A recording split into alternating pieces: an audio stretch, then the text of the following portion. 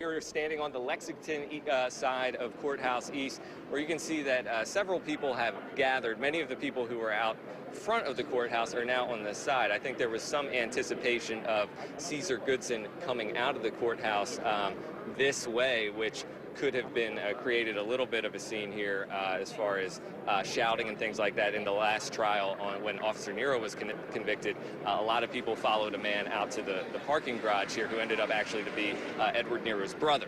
So that was not Edward Nero, but you got a lot of that reaction of what people are feeling and what they would actually say to somebody had they seen him here, and that was not a good scene. So you have several members of the Sheriff's Department here, as well as Baltimore Police Department in the middle of the street, making sure that that does not happen again. And there are a lot of protesters here as well.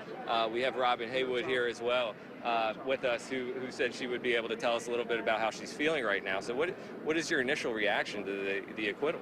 I am very upset. This cop should have gone to jail for hurting Freddie Gray and brutalizing him. So you came out with the sign and you're standing on the street. What are you waiting for right now?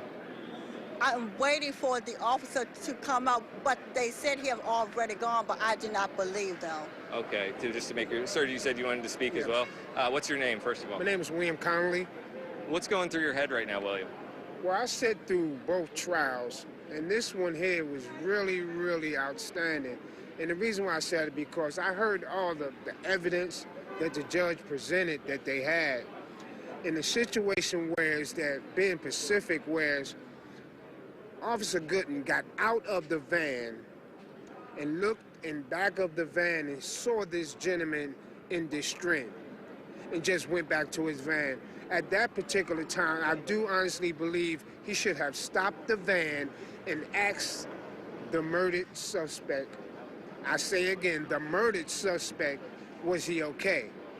Officer Goodson did not do that. So what I'm saying is this, that he purposely, I believe, in my heart, he purposely knew what he was doing as he was driving because he took the initiative to get out of his van and check on this gentleman. Whether, I don't know, that he was checking for his safety. He could not have been checking for his safety simply because he did not put a seatbelt on that gentleman from the beginning. And that's one of the most complicated things about a case like this is that there's so many different ways to see it. And that's what we're hearing out here is everybody's seeing each individual charge a different way and reacting to it. And it doesn't really feel that tense out here. And I think people are still really taking it in. We've been on the air for a while now. We've known the result for a while now, but it feels like people are still mentally wrapping their head around what happened here. It was a surprise, I think.